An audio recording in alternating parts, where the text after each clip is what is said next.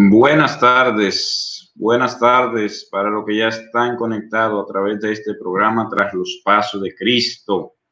Bienvenidos sean una vez más a este curso de Cristología, donde vamos a seguir conociendo nuestra fe. Hoy tenemos el tema de los títulos cristológicos. Los títulos cristológicos. Yo ahora voy a enviar este link a mis contactos para que se conecten.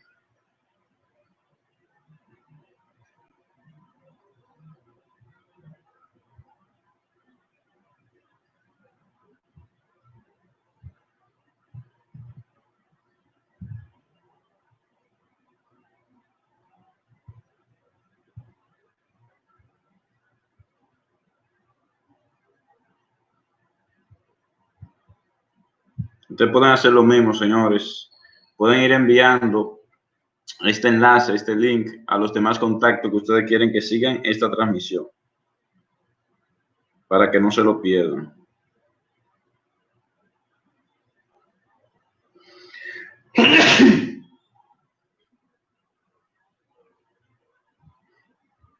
Pueden ir enviando este contacto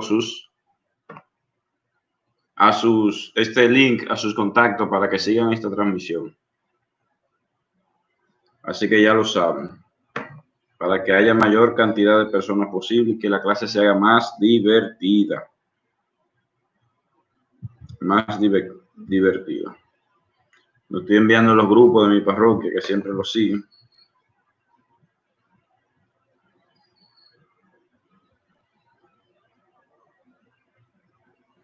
Ya estamos en vivo.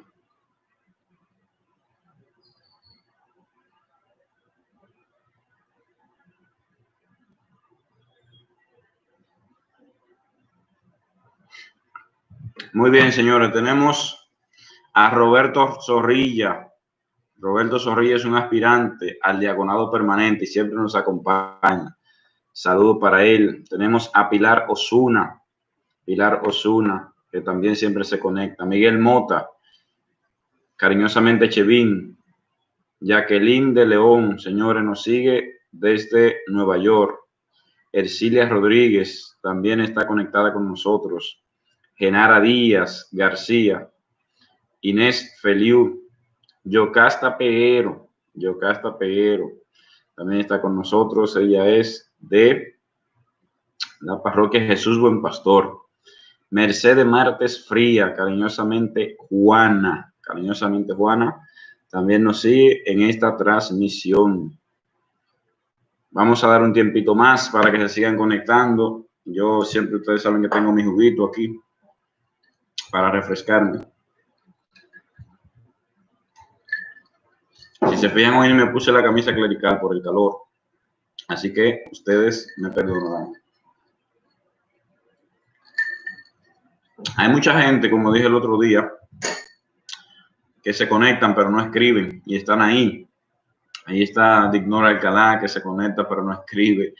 Ahí está Dilcia Alcalá y mi querida madre Luisa también. Samuel se acaba de conectar. Tenemos a Ramonita Díaz. Tenemos a Alba Sabino desde San José de los Llanos. Tenemos a Rosa Portarreal, que también se acaba de conectar en esta transmisión. Hoy vamos a ver los títulos cristológicos. Recuérdense que en la clase pasada les dejamos una tarea y era investigar qué son los títulos cristológicos. Pero antes vamos a iniciar con una oración.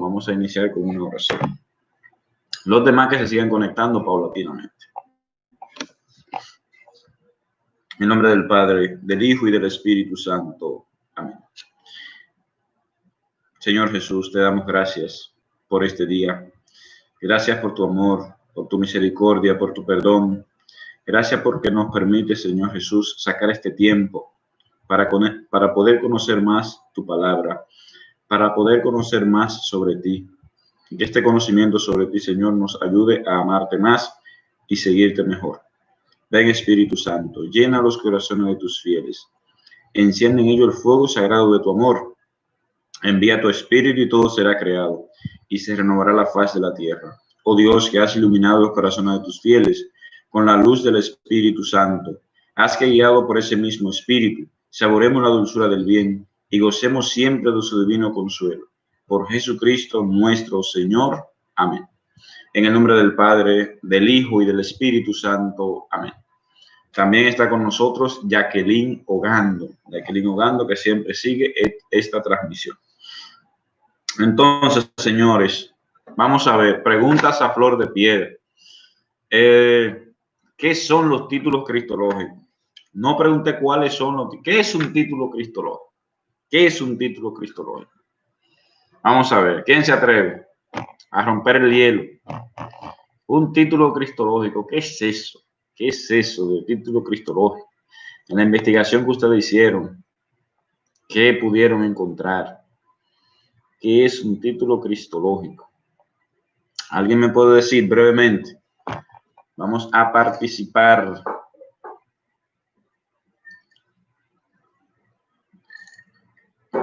Para hacer más divertida esta clase. ¿Qué es un título cristológico? ¿Quién se atreve? ¿Quién se atreve? ¿Qué es un título cristológico? Señores, mira, son atributos que se le dan a Jesús de Nazaret. Muy bien, excelente. Son formas de llamarle a Jesús. Es lo que Pilar quiere decir. Atributos.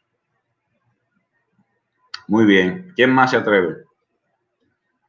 ¿Quién más se atreve? ¿Quién más se atreve? No tengan miedo, señores, que aquí nadie se va a quemar. Aquí todos vamos a pasar con buena calificación. Y mientras más participen, más alta será su calificación. Así que participen. Muy bien, voy a hacer otra pregunta entonces. ¿Cuáles son los títulos cristológicos? Mencionen un título cristológico ahí, por lo menos.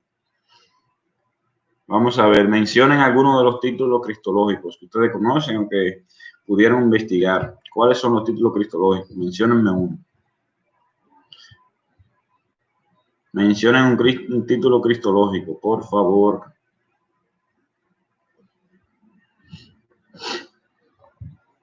¿Quién se atreve a mencionar un título cristológico? Esto es muy sencillo, señores, esto es básico. Un título cristológico, mencionen. Jonathan Díaz, el Mesías, muy bien, pero no me lo ponga con signo de interrogación. Dilo con firmeza. Claro que sí, el Mesías es un título cristológico. ¿Quién más? Pilar Osuna, hijo del hombre. Muy bien. Hijo del hombre, Pilar Osuna, muy bien. Ercilia Rodríguez, el hijo de Dios, excelente. Jonathan Díaz, el hijo de David, también es un título que se utiliza en los evangelios. ¿Qué otro título cristológico aparece? Hay un título que utilizamos mucho también en nuestra oración. Cuando vamos a referirnos a Dios en la oración, ¿qué es lo primero que decimos? ¿Qué es lo primero que decimos? Normalmente no decimos hijo de David, te pido que me ayudes, o no decimos hijo de Dios, te pido que me ayudes, o hijo del hombre, concédeme la gracia de ser más humilde. El Señor, Kyrios, excelente, Ercilia, excelente. Normalmente cuando nos acercamos a la oración decimos Señor, gracias, Señor, te pido, Señor, perdóname. El Maestro también es un título que aparece mucho en los evangelios. ¿Qué otro título? Hay un título que aparece en el Evangelio de Juan y en el Apocalipsis, el Cordero, el Cordero. Pero hay un título cristológico que aparece en la carta a los hebreos, sumo sacerdote, Yajaira Cedeño, excelente. Un título cristológico que aparece exclusivamente en la carta a los hebreos, Jesús como sumo sacerdote. Inés Feliu, sumo sacerdote, excelente. Esos son fundamentalmente los títulos cristológicos más importantes. Hay otros, pero esos son los más importantes y son lo que vamos a ver hoy, el Hijo, ¿no? El Hijo de Dios. Son los títulos cristológicos que vamos a ver. Pero antes quiero hacer una pequeña reseña de los títulos cristológicos. ¿Por qué surgen los títulos cristológicos? Miren, después de la resurrección, que fue el último tema que nosotros vimos Claro, los autores del Nuevo Testamento, los autores sagrados se dan cuenta que la figura de Jesús es una figura riquísima, es una figura riquísima la persona de Jesús, y por lo tanto no basta un solo título cristológico para hablar de Jesús. Por eso se utilizan muchos títulos cristológicos que nos hablan de una dimensión de la vida de Jesús.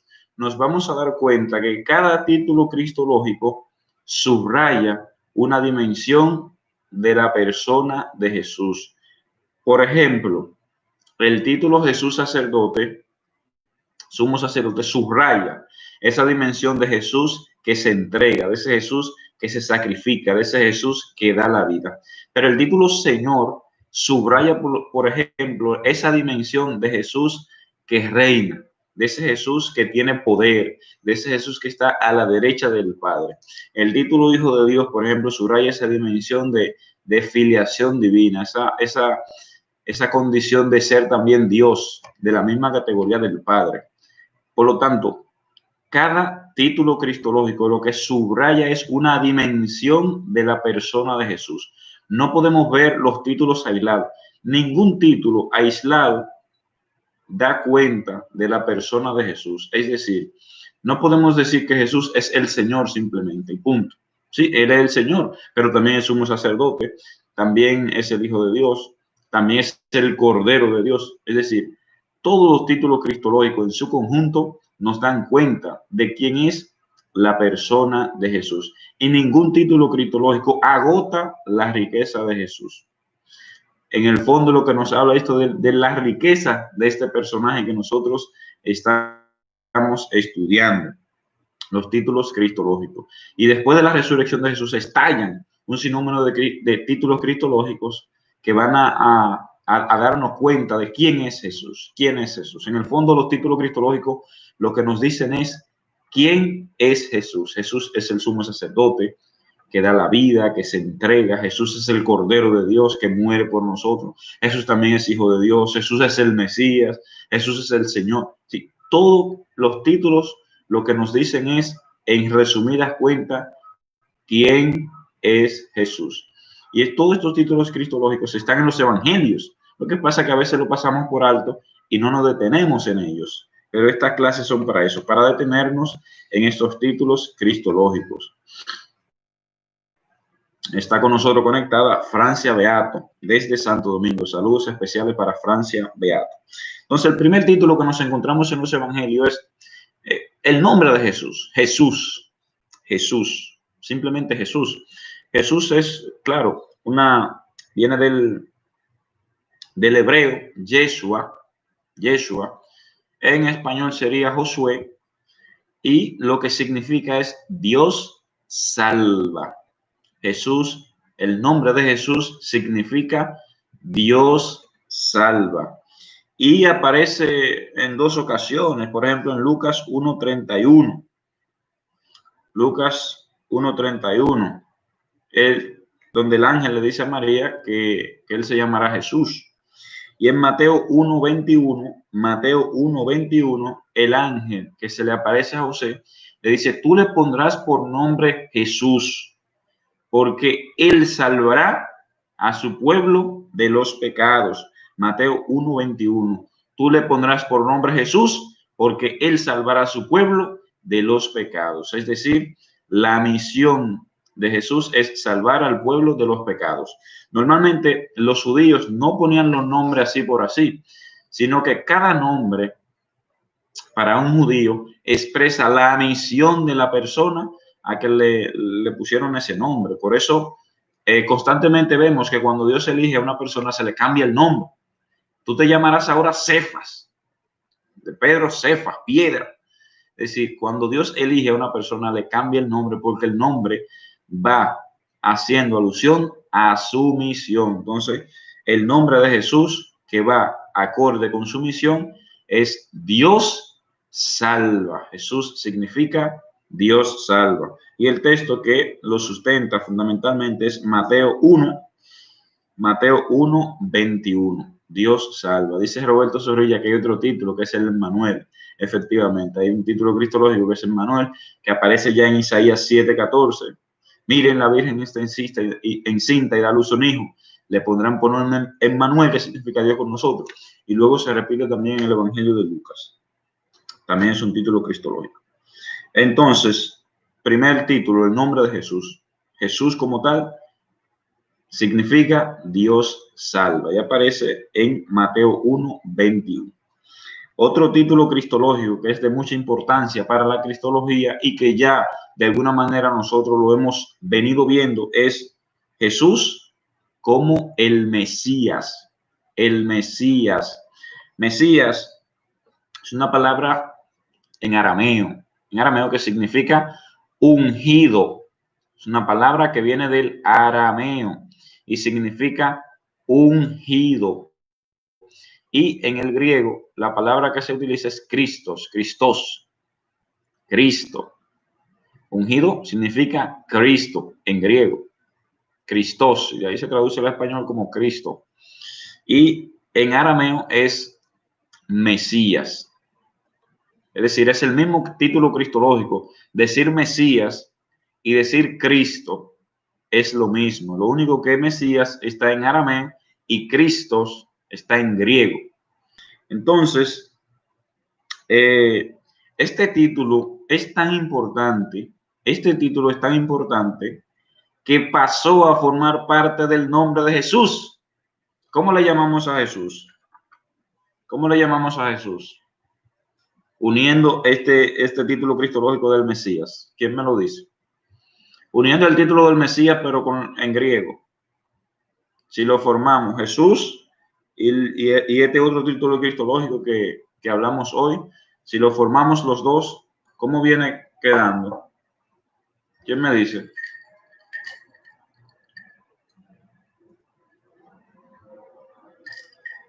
No sé si me estoy... Exactamente, Rosa Portavera. Jesucristo. Para que ustedes vean, exacto, Jesucristo, fantástico. Para que ustedes vean, porque claro, realmente Cristo es un título cristológico, no es el nombre de Jesús. El nombre es simplemente Jesús. Jesús de Nazaret, que es el lugar de donde él es. Jesús de Nazaret, ese es el nombre de Jesús. Jesús de Nazaret. Ahora bien, ese título de Mesías es tan importante y está tan arraigado en la conciencia de los autores sagrados de que él es el Mesías, que pronto ese título cristológico de Mesías formó parte de su nombre. Por eso decimos Jesucristo, que en el fondo lo que viene a decir es Jesús es el Cristo, Jesús es el Mesías, Jesús es el ungido. Se acaba de conectar Ana Peguero desde los Atillos de Atomayor. Entonces, el título de Mesías es tan importante que forma parte ya del nombre de Jesús, Jesucristo. Y este título, como dije, lo que significa en sentido literal es ungido. Tenemos que ir al Antiguo Testamento para ver a quiénes se ungían. En el Antiguo Testamento, ¿a quiénes se ungían? Se ungían en primer lugar a los sacerdotes. En el Antiguo Testamento se ungían a los sacerdotes. Por ejemplo, tenemos el texto de Éxodo 28:41. Éxodo 28:41, donde vamos a encontrar que Dios le dice a Moisés de qué manera deben de ungir a los sacerdotes. Éxodo 28:41 aparece la unción de los sacerdotes. Pero luego también se ungían a los profetas, se le ungían con aceite consagrado. En Primera de Reyes 19:16, Primera de Reyes 19:16, aparece la unción donde Dios manda a Elías a ungir al profeta Eliseo. Dios manda al profeta Elías a ungir como profeta a Eliseo. Y luego en Reyes, no, se unge también a los reyes. Primero se ungen a los sacerdotes, se ungen a los profetas y luego se ungen a los reyes. Y esto está en Primera de Samuel 9:16. Primera de Samuel 9:16 y segundo, otro texto de capital importancia, la unción de David, segunda de Samuel del 2 al 4. Vamos a leerlo, por ejemplo. Segunda de Samuel del 2 al 4. Segunda de Samuel 2 al 4.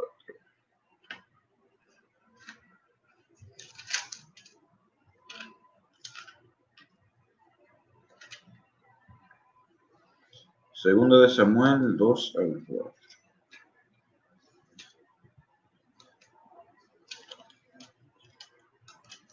Segundo de Samuel 2, capítulo 2, versículo 4. Así es. Dice aquí. Dice, entonces subieron allá David y sus dos mujeres. Sus dos mujeres, Ahinoam y Jezreelita, y Abigail, la mujer de Nabal, la de Carmiel. Llevó también a todos sus hombres con la familia y se establecieron a los alrededores de Hebrón. Dice el versículo 4. Los de Judá vinieron a ungir allí a David, rey de Judá, y le informaron, los de Yabez de Galad han dado sepultura a Saúl. Versículo 4, capital. Los de Judá vinieron a ungir allí a David, rey de Judá. Es decir, a los reyes se les ungía también como rey, como rey y como aquel que de alguna manera a través de él es Dios quien reina en su pueblo. Se acaba de unir a nosotros Iris Tallerías. Saludos para ella. Entonces, se ungían a los sacerdotes, se ungían a los profetas y se ungían a los reyes. Esos son los ungidos, los consagrados. Y fíjense en qué sacramento, cuando a uno lo ungen, le dicen estas tres palabras: sacerdote, profeta y rey. Son las personas las que se ungen. Se ungen a los sacerdotes, se ungen a los profetas y se ungen a los reyes. ¿En qué sacramento se le dicen estas tres palabras a la persona que recibe? Está Clara Ibar, acaba de llegar. Clara Ibar, bendiciones para ella. En el bautismo, excelente Pilar. En el bautismo, señores, muy bien, muy bien. En el bautismo, los catequistas van de robo aquí.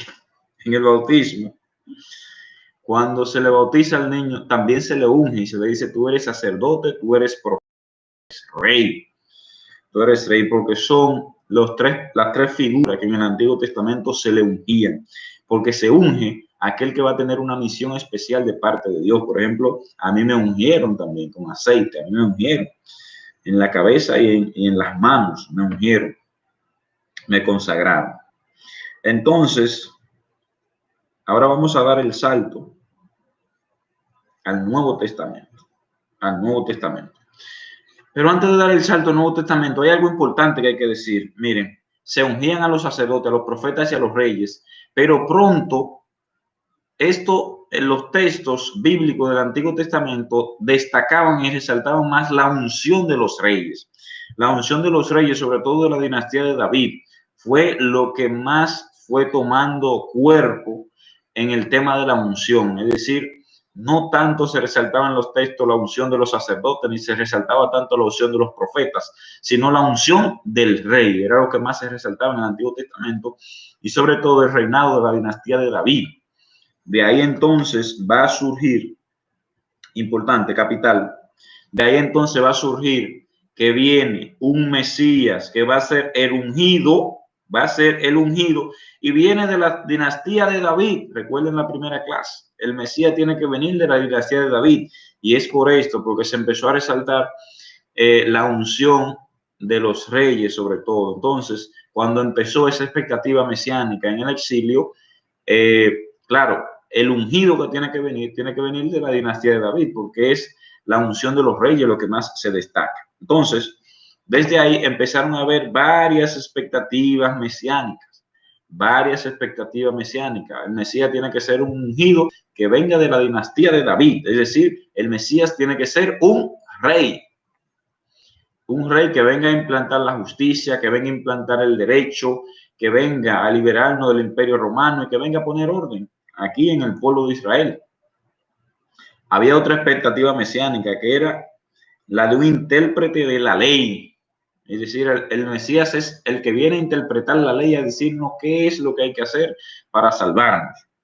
Esto sobre todo lo tenían muy arraigado los rabinos. Después Otra concepción mesiánica era la de un sumo sacerdote que iba a ofrecer el verdadero sacrificio. Los sacerdotes de Qumran eran los que tenían más arraigada esta concepción.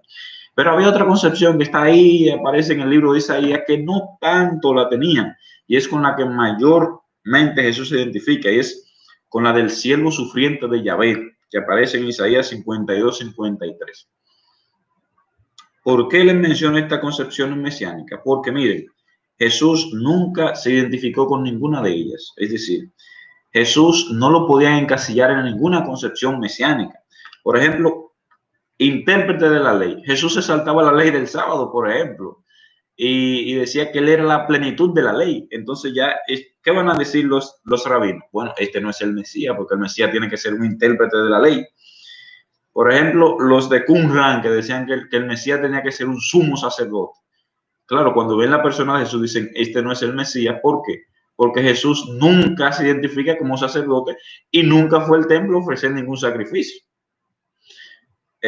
Los que tenían esta concepción de un Mesías rey, que era la concepción más arraigada, tampoco creían que Jesús era el Mesías, porque la vida de Jesús no era una vida de un rey. Jesús andaba humilde, con una sandalia, predicando el evangelio, subido en una barca, nació en un pesebre, estuvo como extranjero en Egipto. Entonces, la figura de Jesús no se puede encasillar en ninguna de estas concepciones mesiánicas, y por lo tanto, ¿cuál es la conclusión de muchos judíos? Este no es el Mesías, porque no encaja en ninguna de las concepciones mesiánicas que ellos tenían en su cerebro. Pero sí, al final, Jesús, de alguna manera, tímidamente va diciendo que sí, que él es el Mesías, sobre todo en el relato de la pasión. Tú eres el Mesías, tú lo has dicho. No profundiza mucho en eso, pero lo dice. Pero desde el inicio Jesús lo sabía que era el Mesías, pero no lo dice porque no quiere que lo encasillen, no quiere que lo encasillen en ninguna concepción mesiánica, sino que él trae algo nuevo, él va a hacer algo nuevo, trae el vino nuevo y no quiere que lo encasillen en ninguna concepción mesiánica. Su mesianismo es a su estilo. Cuando saltamos al Nuevo Testamento, ¿con qué nos encontramos? Nos encontramos que los evangelios, desde principio a fin, quieren demostrarnos que Jesús es el Mesías. Por ejemplo, en la genealogía de Jesús, Lucas 3, del 23 al 38, y en la de Mateo 1, del 1 al 17, todas ellas apuntan a que Jesús desciende del linaje de David. Y ya con eso nos está diciendo que él es el Mesías. ¿Qué pasa en el bautismo? Marcos 1, del 9 al 11. ¿Qué pasa en el bautismo? A Jesús se le... ¿Qué pasa? ¿Qué le hace a Jesús? El Espíritu Santo lo unge. El Espíritu Santo lo unge. ¿Y qué significa Mesías? Ungido. Mesías significa ungido. En el bautismo el Espíritu unge a Jesús, ya con una clara alusión a que Él es el Mesías, Él es el ungido. Luego, aparecen también en Lucas 4, del 16 al 21, la misión del ungido de Dios, que recuerden que la vimos ya prefigurada en Isaías 61. Después, en Juan 1, versículo 41. Juan 1, versículo 41, dicen ellos, hemos encontrado el Mesías. Unos discípulos que le llevan a otro discípulo a Jesús, dicen, hemos encontrado al Mesías. Es decir, desde el inicio del Evangelio de Juan ya te está diciendo que Jesús es el Mesías. Entonces los evangelios de principio a fin, no vamos a leer los textos ahora, que ya lo hemos visto en clase pasada, los evangelios de principio a fin nos dicen que Jesús es el Mesías. Entonces, este título cristológico no tiene ningún problema de fundamentación. O sea, eso está más claro que el agua, que Jesús es el Mesías. Entonces, ese es un título cristológico que está muy arraigado, que forma parte del nombre de Jesús. ¿Y cuál es la importancia en la vida del cristiano? Que ese Jesús, que es el Mesías, en el fondo es el que viene a salvarnos. Entonces, Jesús es el Salvador. Jesús es el que nos da una nueva vida, el que nos salva. Y de ahí la importancia de este título cristológico de Jesús como Mesías. Es el ungido que viene a salvarnos. Vamos a pasar a otro título cristológico, que es Jesús el Señor. Jesús el Señor. Yo creo que es uno de los títulos que más nosotros utilizamos. Yo creo que es uno de los títulos que más utilizamos. Yo, sinceramente, es el que más utilizo en mi oración. Es el que más utilizo también cuando hablo de Dios, hablo de el Señor. Me gustaría que brevemente me dijeran cuál es el título que más utilizan, porque yo quiero saber cómo va la cosa, qué título la gente utiliza y eso. Yo personalmente el que más utilizo es el Señor. ¿Y tú? ¿Cuál es el título cristológico que más utilizas? ¿Quién me dice cuál es el título cristológico que más usa en su oración, cuando está dando un tema en la misa? El Hijo del Hombre, claro que sí. Inés Feliu, vamos a ver ese título del Señor. El Celia también usa el título del Señor, el que más ella usa.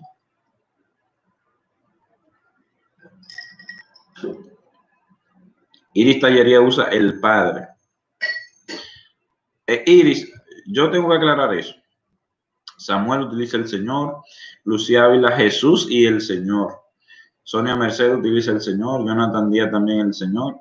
Bueno, Jonathan Díaz es Joana Nicolás. Clara Ibar, Jesús el Señor. Muy bien. Roberto Zorrillo utiliza el Señor, Alba Sabina, el Señor es el que más utiliza. Aquí es importante que yo quiero aclarar, no quiero dejar esto por alto, que es, alguien dijo el Padre, Iris Tallería.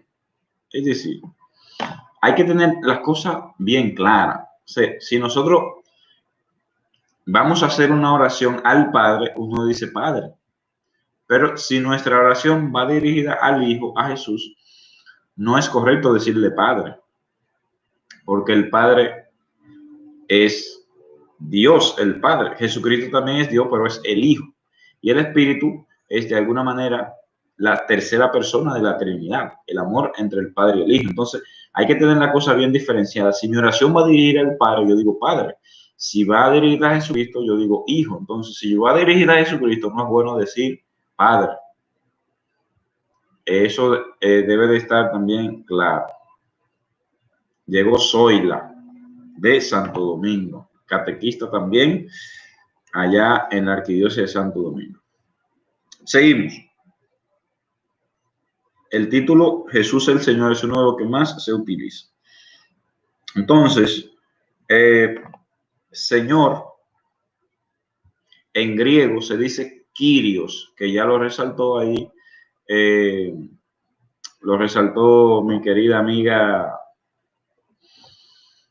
Lo resaltó mi querida amiga Ercilia. Ercilia habló de Kyrios y Kyrios significa Señor, pero esa palabra está en griego. Desde muy antiguos los judíos empezaron a utilizar esta palabra, a llamarle a Jesús Kyrios, a llamarle Señor a Jesús. Y le llaman Señor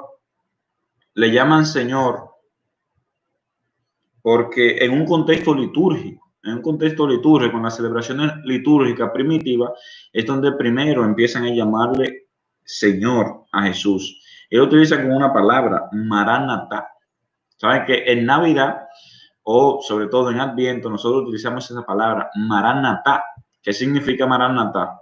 Ven, Señor Jesús. Maranatá significa ven, Señor Jesús. Pero es una palabrita que está en arameo. Una palabrita que está en arameo, y si los textos bíblicos la recogen, significa que en su contexto litúrgico ellos ya la utilizaban, ven Señor Jesús. Nosotros también la utilizamos en nuestro contexto litúrgico. Por ejemplo, cuando yo digo, este es el sacramento de nuestra fe, la respuesta del pueblo es, anunciamos tu muerte, proclamamos tu resurrección, ven Señor Jesús. Entonces, asimismo, en un contexto de celebración, en un contexto litúrgico, fue donde se fue formando este título cristológico de Jesús como Señor. Maranatá son de las palabras que nos quedan, que se utilizaban en ese contexto litúrgico. Ven, Señor Jesús, donde se esperaba la segunda venida de Jesús, que también nosotros lo esperamos. Entonces, este título cristológico en el Antiguo Testamento nos lo encontramos y es referido sobre todo a la figura del Padre. que es el Kyrios. Y ustedes saben que, claro, para los judíos no se podía mencionar el nombre de Dios. Dios es el innombrable, no se puede mencionar el nombre de Dios. Entonces, la palabrita que utilizaban para hablar de Dios es Adonai. Adonai, que lo que viene a significar es lo mismo, Señor. Pero Adonai está en hebreo, pero traducida significa Señor.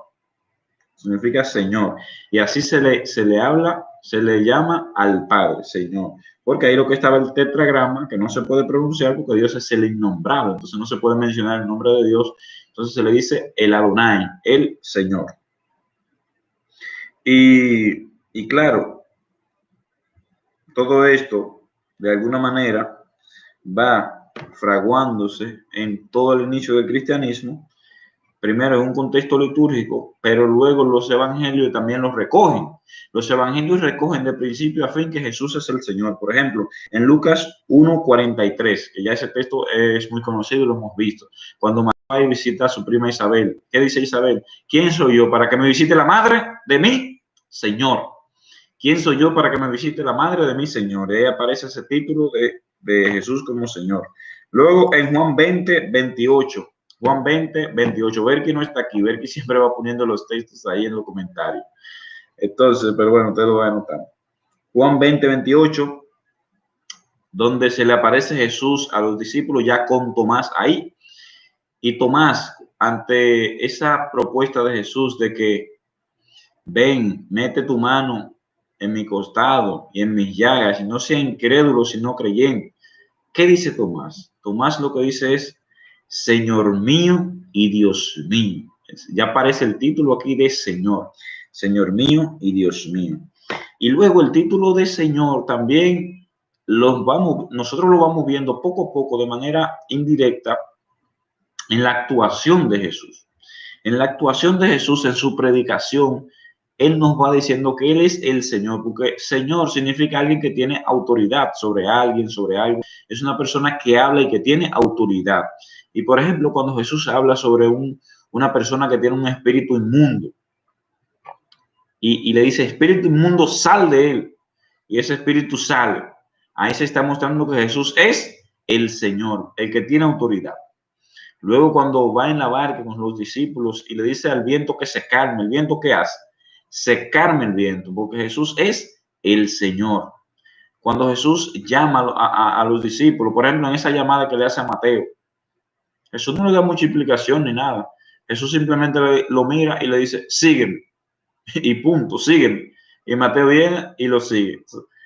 Todos estos textos que nos muestran esa autoridad, esa exusía de Jesús, de alguna manera también van dando cuenta de que Él es el Señor, Él es el jefe, Él es el que tiene la autoridad. Pero también tenemos otros textos impresionantes. Por ejemplo, en el Salmo 110, versículo 1. Es un texto importantísimo. Salmo 110. Voy a buscar el Salmo 110, ¿por qué? Salmo 110. Vamos a buscar los salmos. Mi Biblia tiene los nombres de la Biblia, entonces para mí es más fácil buscarlo porque tiene los nombres por fuera. Salmo 110. ¿Qué dice el Salmo 110? 102, 104, 106, 109, 110. Dice, dijo el Señor a mi Señor, siéntate a mi derecha hasta que haga a tus enemigos estrado de tus pies. ¿Quién dijo? Dijo el Señor a mi Señor, siéntate a mi derecha hasta que haga a tus enemigos estrado de tus pies. ¿Por qué es importante este texto? Que luego va a tomar incluso la carta de los Hebreos y va a hacer un análisis de él, viendo, y los exégetas también lo ven así. Dijo el Señor a mi Señor, es decir, hay dos señores aquí. Dijo el Señor, el Padre, el Señor, el Kyrios. Pero ¿a quién se lo dijo? A mi Señor, a otro Señor. Entonces son dos señores. Entonces, un señor le dice a otro señor, ven, siéntate a mi derecha. hasta que ponga a tus enemigos estrados de tus pies. Y aquí hay una clara referencia que es el Padre quien le dice al Hijo, ven, siéntate a mi derecha hasta que ponga a tus enemigos estrado de tus pies. ¿Qué decimos nosotros en el credo? Y subió al cielo y está sentado a la derecha del Padre y su reino no tendrá fin. Subió al cielo y está sentado a la derecha del Padre. ¿Qué dice el Salmo 110, versículo 1? Dijo el Señor a mi Señor, siéntate a mi derecha. Subió al cielo y está sentado a la derecha del Padre. Entonces, claro, lo que está diciendo el Salmo es, dijo el Kyrios al Kyrios, dijo el Señor a mi Señor, dice el Padre al Hijo. Pero si se fijan, los dos tienen el mismo título, la misma categoría de Señor. Los dos son señores, por lo tanto tienen la misma categoría, la misma densidad, pero siempre se mantiene la frontalidad del Padre. O sea, el Padre es el que envía al Hijo, el Padre es quien de alguna manera permanece con esa primacía sin de alguna manera opacar o menguar la divinidad del Hijo. Por eso dice el Señor a mi Señor, el Padre al Hijo. Salmo 110, capital, para fundamentar también el título cristológico de Jesús el Señor. Otro himno importantísimo es el de Filipenses 2, del 6 al 11, Filipenses 2 del 6 al 11, que nosotros también lo hemos visto ya en otra, ya nosotros lo vimos en otra clase, pero para este tema es importantísimo. Filipenses 2 del 6 al 11. Vamos a ver qué dice. Quien a pesar de su condición divina, está hablando de Jesucristo, si algo puede una exhortación en nombre de Cristo, si algo vale, con quien a pesar de su condición divina, no hizo alarde de su categoría de Dios, sino que se vació de sí mismo y tomó la condición de esclavo, haciendo semejante a los hombres y mostrándose en figura humana, se humilló, se hizo obediente hasta la muerte y una muerte de cruz. Aquí viene lo capital. Por eso Dios lo exaltó y le concedió el nombre sobre todo nombre, de modo que al nombre de Jesús toda rodilla se doble en el cielo y en la tierra. Oigan lo que dice. Le concedió el nombre sobre todo nombre. Eso de nombre sobre todo nombre, ¿a qué hace referencia? Recuerden lo que hemos hablado, o sea, el Padre es el innombrable. Entonces, en el Antiguo Testamento, quien tiene el nombre sobre todo nombre es el Padre. En el Antiguo Testamento, quien tiene el nombre sobre todo nombre es el Padre. Entonces se nos dice que a Jesús se le concedió el nombre sobre todo nombre. Es decir, que esa misma categoría del Padre se le ha sido entregada al Hijo. Y por lo tanto tiene la misma autoridad. Tiene también la misma densidad del Padre. Y todo esto hace referencia a este título de Señor. Es Señor también como el Padre. Recuerden, dijo el Señor a mi Señor. Y ahora dice, se le ha dado a él también el nombre sobre todo nombre, de modo que al nombre de él toda rodilla se dobla. Es decir, es de la misma categoría del Padre. En conclusión, este título cristológico de Jesús el Señor hace referencia primero a su autoridad, y luego hacia su nueva realidad. La nueva realidad de Jesús es que él está sentado a la derecha del Padre, que ya tiene un señorío sobre todas las cosas. Es decir, ya Jesús no está de alguna manera condicionado como estaba aquí cuando había asumido la naturaleza humana. Cuando asumió la naturaleza humana que estaba en la tierra, no. Ya Jesús ascendió al Padre y está sentado a la derecha del Padre. Desde ahí ejerce su señorío sobre la creación. Entonces, a eso hace referencia este título de el Señor. Si recordamos entonces, el primer título de Mesías hace referencia a esa condición de Jesús como Salvador del género humano. Jesús es el Mesías, el Salvador, el Soter. Ahora, ese título de el Señor hace referencia a que ese Jesús ahora está a la derecha del Padre y desde ahí reina, desde ahí ejerce su señorío sobre la creación. Está sentado a la derecha del Padre. Dijo el Señor a mi Señor, siéntate a mi derecha. Y a él se le ha dado el nombre sobre todo el mundo. Espero que esto quede claro. Seguimos con otro título cristológico. Jesús es el Hijo de Dios. Jesús es el Hijo de Dios. Hijo de Dios. Este título también es de suma importancia porque aquí Jesús como Hijo de Dios se asegura el entronque trinitario de la cristología. Es decir, como Jesús es el Hijo de Dios, él participa de esa misma esencia divina. Los padres en el concilio de Nicea lo van a llamar homoousia, es decir, nosotros en el credo decimos de la misma naturaleza del Padre, de la misma naturaleza del Padre, porque es su Hijo. Entonces, es de vital importancia este título de Jesús como Hijo de Dios.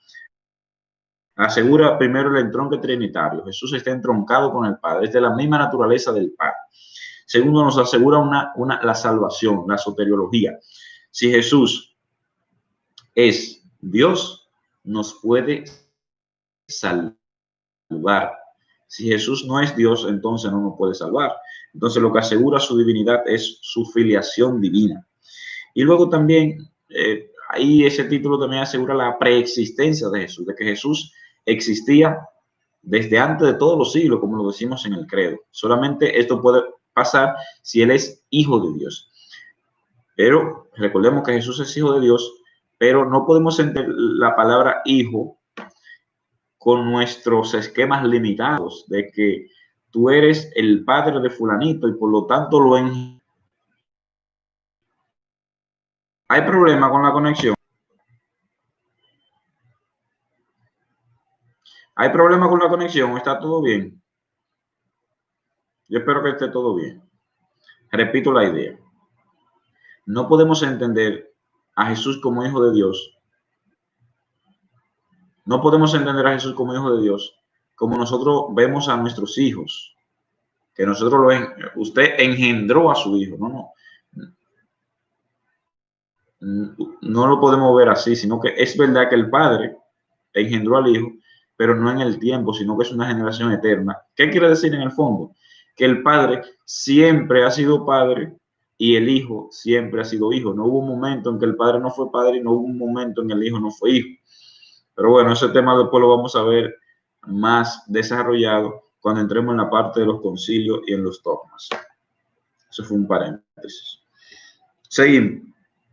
Entonces, miren, los evangelios quieren demostrarnos siempre, de principio a fin, que Jesús es el Hijo de Dios. Por ejemplo, en Marcos 1.1, iniciando el evangelio de Marcos 1.1, dice Evangelio de Jesucristo, Hijo de Dios, Hijo de David. Pero lo primero que dice Marcos es Evangelio de Jesucristo, Hijo de Dios. Después, en Marcos 1.11, ¿qué pasa? El bautismo de Jesús, la voz del Padre. Este es mi Hijo, Hijo de Dios. Mateo 4, 1 y siguiente. Mateo 4, 1 y siguiente. De ahí están las tentaciones. Y ahí es donde está el demonio que quiere que Jesús ponga en duda que Él es Hijo de Dios. Aparece otra vez el título Hijo de Dios. Después está en Marcos 15, 39. Si se fijan, aquí hay una inclusión. Marcos empieza su evangelio y prácticamente lo termina con la misma inclusión. Lo empieza Evangelio de Jesucristo, Hijo de Dios. Marcos 1.1. Y lo termina en Marcos 15.39 con la palabra del centurión. Verdaderamente este era el Hijo de Dios. Y ustedes me dirían, padre, pero ahí no terminó el Evangelio, ahí no terminó el Evangelio. Lo que pasa es que posteriormente el Evangelio de Marcos se lee posteriormente en las comunidades cristianas. Se fueron añadiendo los relatos de la resurrección y de las apariciones de Jesús, pero el Evangelio de Marcos termina ahí. Verdaderamente este es el Hijo de Dios, el Hijo de Dios. Después, un texto de vital importancia es Marcos 14:36. Marcos 14:36. ¿Por qué es importante este texto? Porque ahí Jesús utiliza una palabra para referirse al Padre, que es la palabra Abba. La palabra Abba es Marcos 14:36. En Marcos 14:36, Jesús utiliza esa palabra, Abba, que significa padre, pero no padre, sino que es padre, pero en sentido como con un tono familiar, como cuando yo le digo a mi papá de cariño, papi. Es decir, es una forma de decirle a uno a su padre, pero con cariño, con cariño. Es como decirle papi, papi, gracias papi, o bendición papi. Es así, no es simplemente decir papá, sino es como decir papi, algo así. Esa palabra Abba. Y nos muestra entonces la familiaridad de Jesús con el Padre. Que Jesús le llame papi al Padre. Nos muestra la familiaridad, la filiación divina, esta espontaneidad que tenía Jesús con el Padre. Él se había entendido como hijo. Y entonces dice Pilar, papaíto. Eso después tenemos que hablar. Lo que pasa es que hay cetas que dicen que significa papaíto, hay otras que dicen papito, pero es más o menos así. Yo para no entrar en conflicto con ninguno, yo digo papi, pero sí, hay algunas cetas que dicen que es papaíto, otro que es papito. Bueno, yo digo papi y así ya más o menos me mantengo en un punto medio. Entonces, en Juan 20, versículo 31, también aparece esta categoría nuevamente de hijo de Dios. Pero ¿cuál es la importancia aquí en Juan 20, versículo 31? Porque aquí el Evangelio de Juan tiene dos finales, porque normalmente en las comunidades habían textos sueltos y entonces lo iban agregando a los evangelios.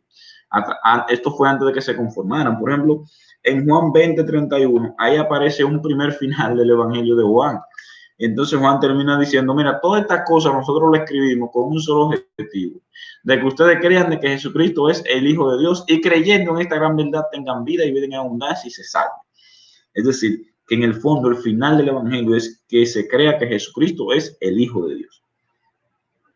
¿Y cuál es? Bueno, ya hablamos de la importancia de este título cristológico. Lo primero es que este título asegura el entronque trinitario, asegura la divinidad de Jesús, es decir, que Jesús no es un hombre cualquiera, sino que es el Hijo de Dios, y en tanto que Hijo de Dios participa de la esencia divina, es decir, Él es Dios. La importancia de este título de Hijo de Dios es que Él también es Dios, que no es un hombre cualquiera, aunque sufrió, aunque también pasó por la muerte, aunque pasó frío, aunque pasó de todo, pero Jesús es Dios.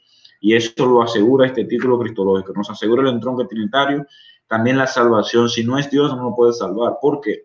Porque la muerte de un cualquiera no puede ser una muerte salvífica. ¿Cuánta gente no muere a diario? Y estas muertes son salvíficas. No, tiene que ser la muerte del Hijo de Dios. Y por eso este título asegura todo eso. Nos asegura la salvación, ese título nos asegura también que Jesús es de la esencia divina, asegura el nuevo trinitario, y luego que Jesús ha existido desde siempre, la preexistencia. Espero que esto se vaya entendiendo. Ahora, otro título cristológico que es Jesús como sacerdote.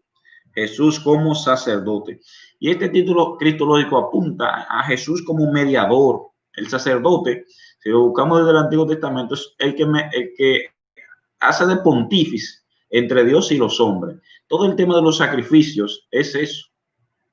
Por ejemplo, el único que podía ofrecer los sacrificios era el sacerdote.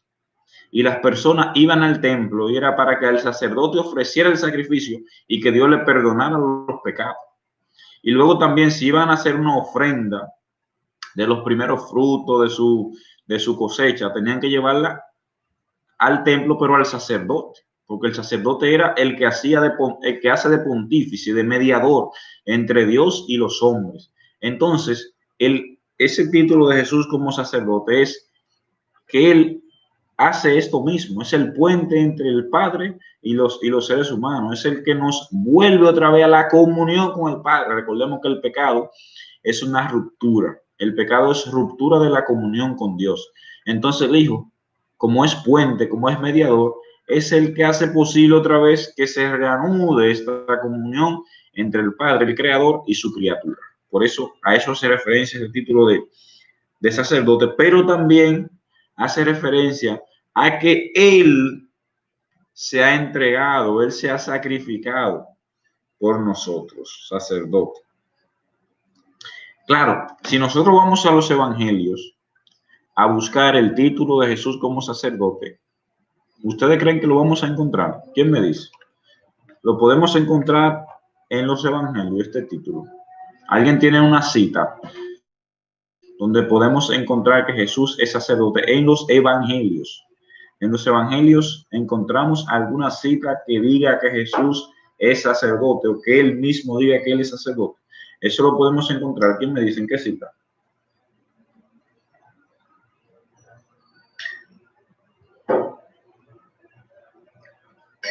Repito la pregunta. En los evangelios, ¿hay alguna cita que dé cuenta de que Jesús es sacerdote? Ya sea que otro le llame sacerdote, ya sea que él mismo se llame sacerdote o algo por el estilo. ¿Aparece algo de eso en los evangelios? ¿Quién me dice?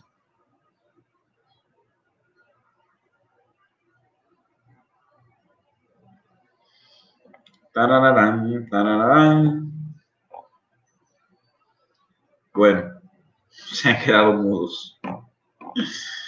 Señores, no se van a quemar aquí. Todos vamos a pasar con excelente calificación. Y mientras más participen, mayor será la calificación. Entonces, miren, ya, lo voy a responder yo mismo. En los evangelios, en ningún evangelio, Jesús se llama a sí mismo sacerdote. Ni Jesús tampoco se identificaba así propiamente con el sacerdocio. Tampoco en los evangelios nadie le atribuye a Jesús que él es sacerdote. Es decir, Jesús nunca se llamó sacerdote, ni se consideró a sí mismo propiamente como sacerdote, ni nadie le llamó sacerdote así en los evangelios. En los evangelios Jesús no se llamó sacerdote, ni nadie le llamó sacerdote, ni vemos en Jesús ninguna vinculación con el templo, ofreciendo sacrificio, ni nada por el estilo. Entonces, ¿quién me dice a mí? Ahora sí van a responder. ¿Quién me dice entonces en qué libro de la Biblia nosotros encontramos esa luz? Oye, pero déjeme terminar. Inés, pero déjeme terminar. Entonces, claro, es verdad. Entonces, en el libro de los Hebreos ya me respondió, ya no me dejó terminar. En toda la carta a los Hebreos, como ya están diciendo Inés y Ercilia, en toda la carta a los Hebreos se habla de Jesús como sacerdote. Miren, aquí hay que aclarar algo. Recordemos que había muchas expectativas mesiánicas. Del Mesías como sacerdote, del Mesías como intérprete de la ley, del Mesías como rey. Y recordemos que Jesús no se identificó con ninguna de estas concepciones mesiánicas para que no lo encasillaran. Pero Jesús también fue sacerdote, Jesús también fue rey, Jesús también interpretó la ley. Jesús tenía todas las concepciones mesiánicas, pero no se casó con ninguna para que no lo encasillaran. Entonces, miren, claro, si nosotros vemos la misión de un sacerdote, que ya apuntábamos hacia ella, la de ser pontífice, la de ofrecer sacrificio, la de ser mediador. Ahora, si vemos la vida de Jesús, Jesús no fue pontífice, Jesús no fue mediador entre Dios y los hombres. Jesús no ofreció también sacrificio. Díganme sí o no. ¿Cuál fue el mayor sacrificio que ofreció Jesús? ¿Cuál fue el mayor sacrificio que ofreció Jesús? Vamos a ver. ¿Quién me dice? Entonces, Jesús no fue mediador entre Dios y los hombres. Claro que fue mediador. Claro que estaba comunicando la gracia de Dios. Claro que constantemente estaba perdonando pecados. Claro que constantemente estaba sanando enfermos. Claro que constantemente estaba hablando de Dios. Y luego, no solamente ofreció un sacrificio, sino que él se ofreció a sí mismo. Ofreció su propia vida. Y lo dice claramente. para el perdón de los pecados. Esta es mi sangre que se entrega por ustedes para el perdón de los pecados. Es decir, lo propio de un sacerdote ofrecer sacrificio, ¿verdad? Jesús entonces no solamente ofrece un sacrificio externo a él, sino que él mismo se ofrece como sacrificio. Y él mismo es el sacerdote porque él está ofreciendo el sacrificio. Por eso él dice un prefacio que Jesús es el sacerdote, él es la víctima y él también es el altar. Entonces, con estos datos, después que tenemos estos datos de lo que es un sacerdote, de la misión de un sacerdote, y luego que releemos la vida de Jesús, podemos concluir que Jesús es sacerdote, ¿sí o no? ¿Sí o no? Jesús es sacerdote, ¿sí o no? Claro que es sacerdote. Entonces, eso es lo que hace la carta a los hebreos. ¿Qué hace la carta a los hebreos? La carta a los hebreos ve la vida de Jesús, mira la vida de Jesús, relee la vida de Jesús y dice entonces, oh, pero mira, aunque Jesús mismo no se llamó sacerdote, ni le dijeron sacerdote, pero Jesús es sacerdote. ¿Por qué? Porque es pontífice entre Dios y los hombres. Y luego no solamente ofreció un sacrificio externo a él de animales, no, se ofreció a él mismo. Entonces, la carta a los hebreos dice Jesús, con toda la vecindad del mundo, es el sumo sacerdote que ha ofrecido un sacrificio de una vez y para siempre. De una vez y para siempre. Por ejemplo, lo tenemos en Hebreos 5:5, luego en Hebreos 4:14, de Jesús como sacerdote, y toda la carta de los hebreos va a mencionar de arriba abajo el sacerdocio de Jesucristo y lo fundamenta en el texto bíblico. Tú eres sacerdote eterno según el rito de Melquisedec, va a decir el salmo, el mismo salmo 110. Vamos a ver qué dice Hebreos 5:5. Del mismo modo, Cristo no se atribuyó el honor de ser sumo sacerdote.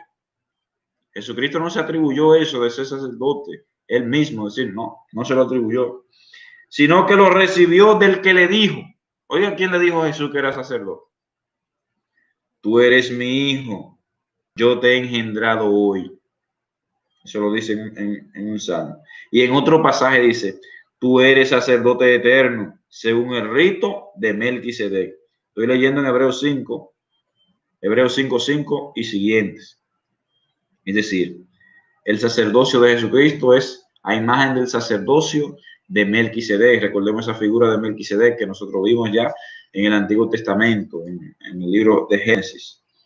Entonces, Jesús, la carta a los hebreos, hace una lectura de la vida de Jesús en clave sacerdotal, que se puede hacer y está bellísima. Aunque el mismo Jesús no se llama sacerdote, ni en los evangelios dicen que Jesús es sacerdote, pero Jesús sí fue sacerdote, porque ya sabemos la característica del sacerdote, vimos la vida de Jesús, vimos que Jesús hizo eso mismo, por lo tanto podemos decir Jesús es un sacerdote.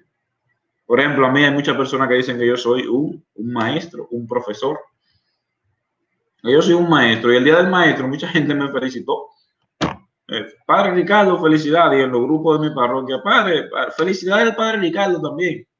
Y yo estoy en aula dando clases. No, yo no estoy en aula dando clases, pero constantemente estoy enseñando, le enseño a los seminaristas, le enseño a los grupos de mi parroquia, estoy enseñando por aquí mismo, pero ni yo mismo digo que soy maestro, ni propiamente así de manera protocolar me dicen maestro. Pero ahora sí pueden hacer una lectura de mi vida en esa clave de Ricardo como el que enseña. Y me pueden poner ahí enseñándole a los seminaristas, enseñándole a los grupos de parroquia, enseñando también en las homilías. Entonces eso mismo pasa con Jesús. Es decir, él no se llama propiamente sacerdote, ni en los evangelios llama sacerdote, pero su vida da cuenta de que sí él fue sacerdote en su misión. Espero que esto haya quedado claro.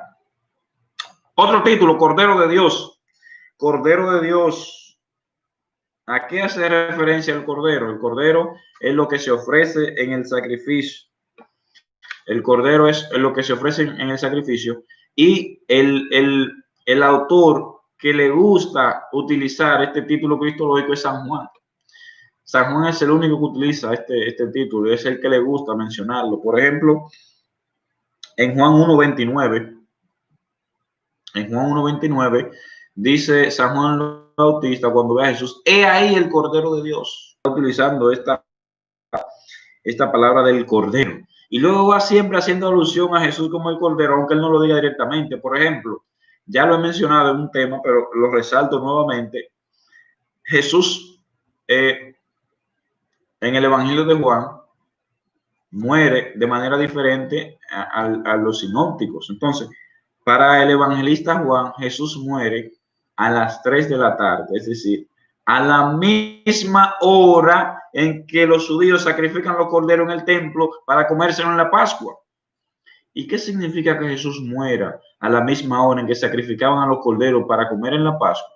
Significa que ese Jesús es el cordero que nosotros nos vamos a comer en la Pascua. Sí, Jesús es el cordero pascual. Lo que está diciendo Juan, al poner a Jesús a morir a la misma hora en que matan a los corderos, está diciendo: Jesucristo es el verdadero cordero que vamos a comer en la Pascua. Entonces a Juan le gusta utilizar esta imagen de Jesús como cordero.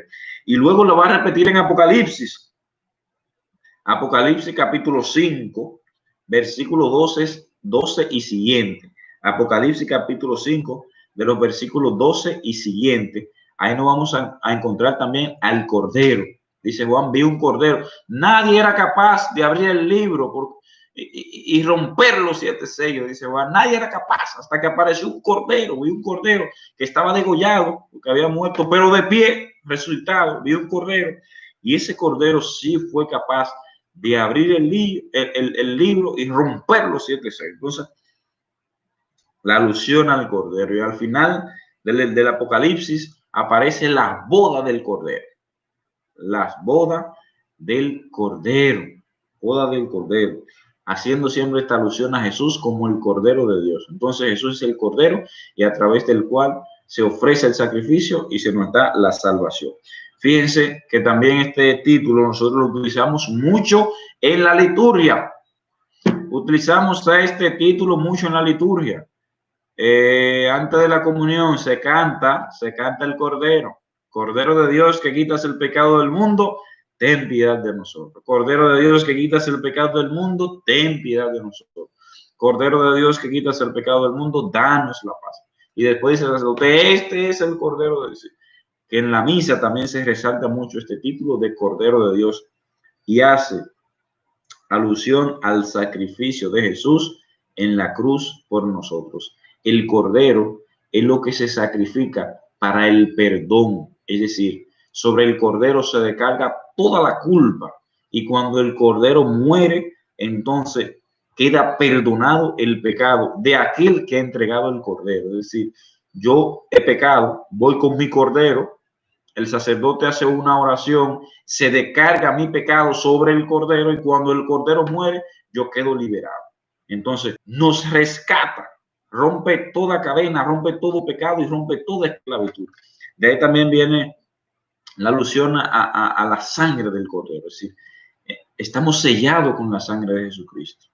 Y de ahí viene también esta alusión de que la sangre de Cristo tiene poder, porque es la sangre del Cordero, la que sella una nueva alianza, la que nos libera, la que nos lava, la que nos limpia, la que nos da una nueva vida. Y todo eso se engloba en este título del Cordero de Dios. El Cordero es el que nos rescata, el que nos limpia, el que nos purifica y a través del cual se nos da el perdón de los pecados. Ustedes están viendo cómo cada título cristológico va subrayando una dimensión de Jesús, pero ninguno lo agota. Yo no puedo decir solamente Jesús es el Cordero y punto. No, Jesús también es sacerdote, Jesús también es el Hijo de Dios, también es el Señor, también es el Mesías. Y por último, ya este último título cristológico, que es Jesús como el Hijo del Hombre, que aparece mucho en los evangelios. El Hijo del Hombre no ha venido para ser servido, sino a servir. Constantemente vemos ese título de el Hijo del Hombre.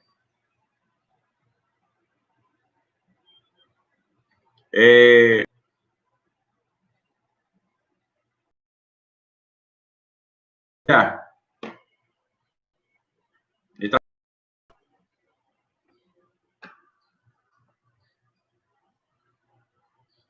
Ya no está frisado, ¿verdad?